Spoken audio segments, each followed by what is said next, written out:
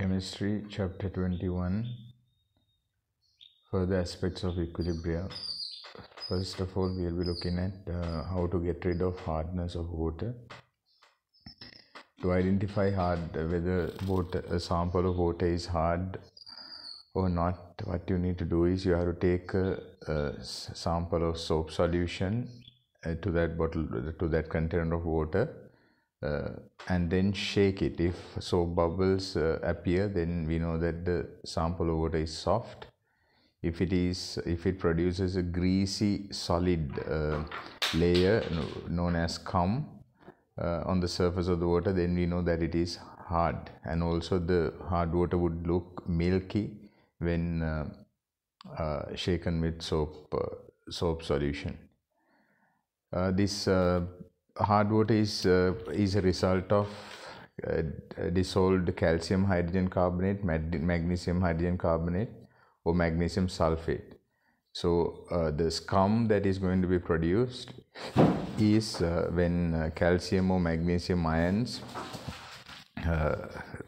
that's contained in the compounds that are in this hard water reacting with long chain carboxylic acids, then the scum is produced. Then if you boil hard water, the soluble hydrogen carbonates will change into insoluble carbonate. That is this equation CaHCO3 twice, giving you calcium carbonate, H2O carbon dioxide. You know that calcium carbonate is not soluble. So this, when you boil them in kettles or boilers or water pipes that brings warm water in cold countries, so this gets built up. This solid calcium carbonate layer will get built up, and as a result that will cause many problems. So before water being pumped into the system, they follow different steps to soften this hard water. One way of doing it is using an ion exchange resin to remove these calcium ions. So this resin is made up of an insoluble polymer packed into a column. So this column will have negatively charged SO3 minus groups along its chain. So this is RSO3 minus, that means R is the long chain, that is the polymer chain. So if we wash this resin with sodium chloride, sodium ions will get attracted to SO3 minus group, and this ion exchange resin will actually remove these calcium magnesium ions in exchange of sodium ions in equilibrium reaction. So what happens is this 2RSO3 minus sodium plus calcium will replace the sodium, and sodium will leave. So then that we can get rid of the calcium. So in this particular situation, if you look at this example, if you look at this equation, you will see that the equilibrium is in favor of the products. So that means positive calcium ions will form ionic bonds with the negative charges on the resin, and sodium would get released. Because the sodium ions are soluble in hot water, no solid is formed in boiling water. So that is one way of getting rid of it. Getting rid of the hardness of water by using the sodium polymer resin.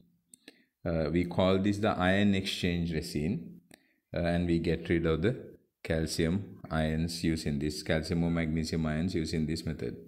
I hope you understood. Let's write down a note. Getting rid of hardness.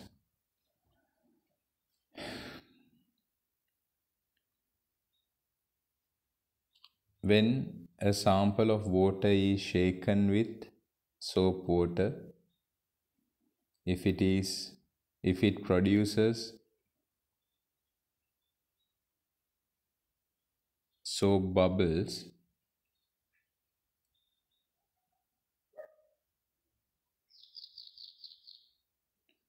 water can be identified to be soft. However, if it produces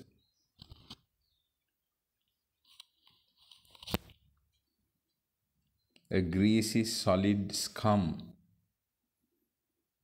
on the top, with water itself turning white or milky white, we say the water is hard. This is caused by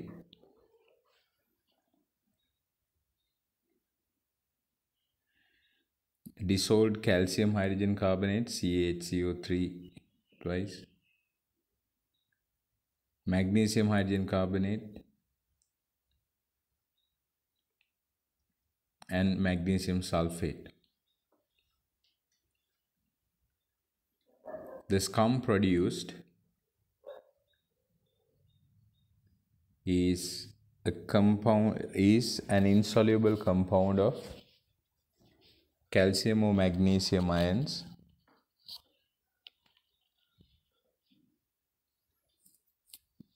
with the long chain carboxylic acids present in soap.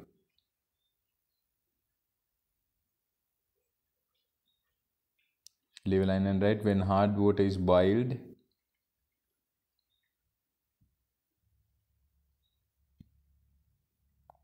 soluble hydrogen carbonates turn into insoluble carbonates and will get deposited in the equipment used for boiling.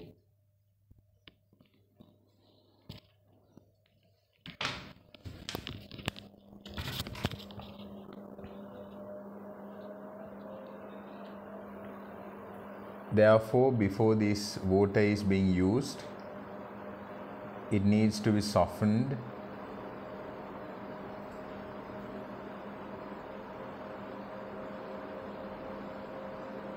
This is done by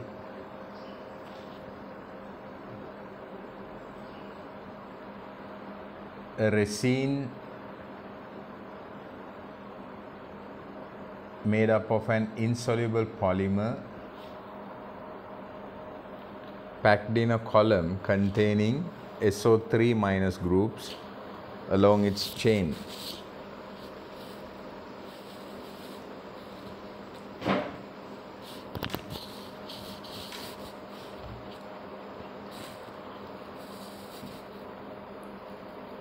These SO3 minus ions, when washed with sodium chloride, will attract sodium ions, which, if connected to water supply, will exchange sodium ions to calcium or magnesium ions. Write this equation down: 2RSO3 minus Na plus solid plus Ca2 plus aqueous gives R2SO3 minus 2Ca2 plus.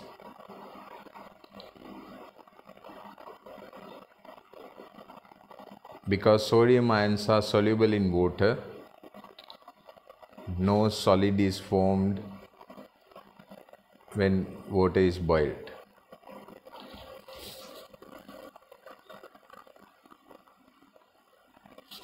Now you have learnt about conjugate or Bronsted-Lowry using Bronsted-Lowry theory, we have considered acids and bases. Then we know that acids are proton donors and bases are proton acceptors. So the proton is the H plus ion. So when there is a reaction at equilibrium, we know that the reactants are produced. Products are produced at the same rate as products are converted to reactants, and reactants are converted into products at the same rate. So then, if you consider the reverse reaction using Bronsted-Lowry theory of acids and bases, we can identify what is going to act as the acid and what is going to act as the base. So now here ammonia NH3 gas plus water giving out NH4 plus aqueous plus OH minus aqueous. So if you consider the reverse reaction, NH4 plus donates a proton to become NH3 and donates a proton to OH minus, and the OH minus accepts the proton. So you know that NH4 plus is acting as the acid and OH minus is acting as the base. Right. So then if a reactant is linked to some product, linked to a product by the transfer of proton, we call that pair a conjugate pair. So if so what happens here is, in the forward reaction here, HCl gets together with water to produce H3O plus Cl minus.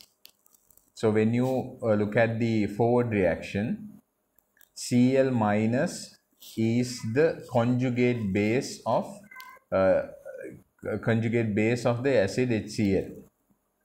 Cl minus is the conjugate base of the acid HCl. Then H3O plus is the conjugate acid of the base H2O. I hope that makes sense to you. So if you look at the reverse reaction, HCl is going to be the conjugate acid of the base Cl minus, and H2O is the conjugate base of acid H3O plus.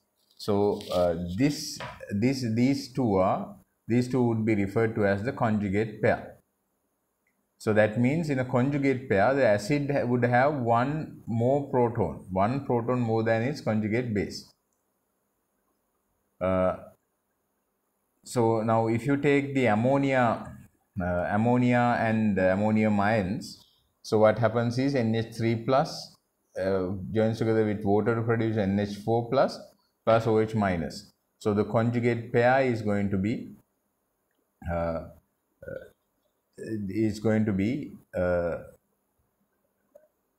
this as shown in the equation. I hope that makes sense. Write down a note. After that, see whether you can identify conjugate acids and conjugate bases. Write down. Using Bronsted-Lowry theory, we know that acids are proton donors and bases are proton acceptors. At equilibrium, products are converted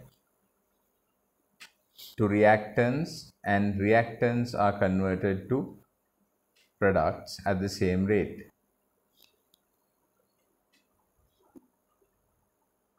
If the reverse reaction is considered according to Bronsted-Lowry theory,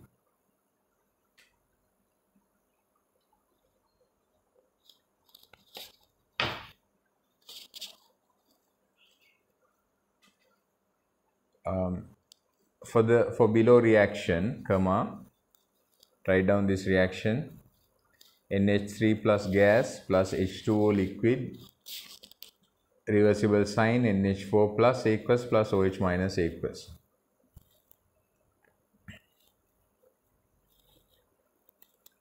In the reverse reaction, ammonium ion donates a proton to the OH minus ion, As a result, NH4 plus acts as the acid and OH minus acts as the base. Put a star and write this equation down as well. NH3 gas, that is the base, plus H2O liquid, that is the acid. Reversible reaction NH4 plus aqueous, that is acid because it donates a proton, so that is the acid. Then OH minus accepts the proton, so as a result they become they donate the H plus there.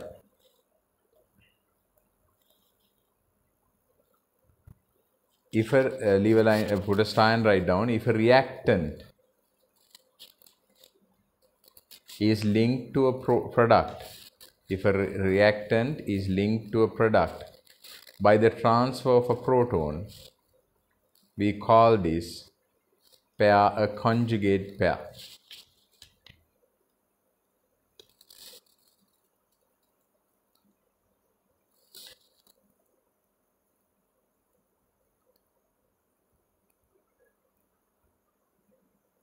Then write down this equation. HCl gas, that is the acid, H2O liquid base, then H3O plus acid plus Cl minus aqueous base.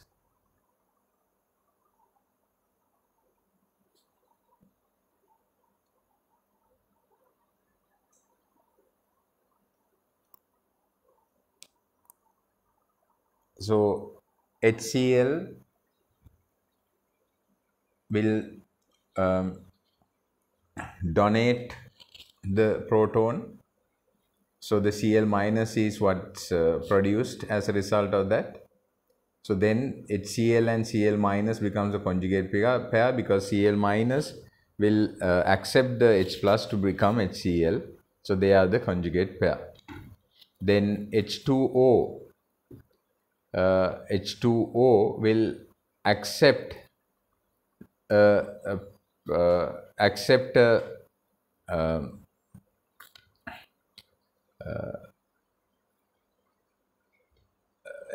will accept an H plus ion or the proton to produce H3O plus, because then H3O plus is going to be the acid because that is what is going to donate the proton to become H2O back again. So as a result, you know that H3O plus is going to be the conjugate acid of the base H2O. So those are the conjugate pairs. Write this down as well.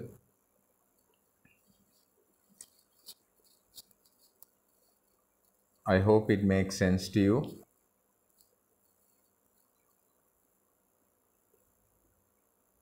So in the reverse reaction here, that is the forward reaction. In the reverse reaction,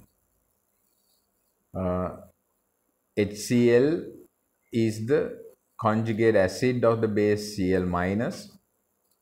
H2O is going to be the conjugate base of the acid H3O plus. It's the same thing, other way around.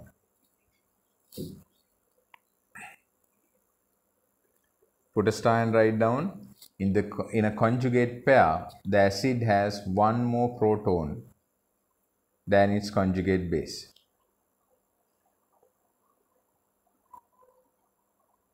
So the acid has one proton more than the base. So as you can see here, NH4 plus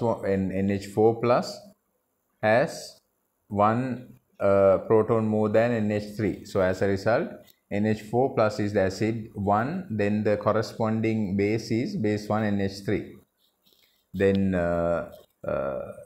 H2O and OH minus, they are going to be the next corresponding values. OH minus is going to be the base because H2O has one more proton than OH minus.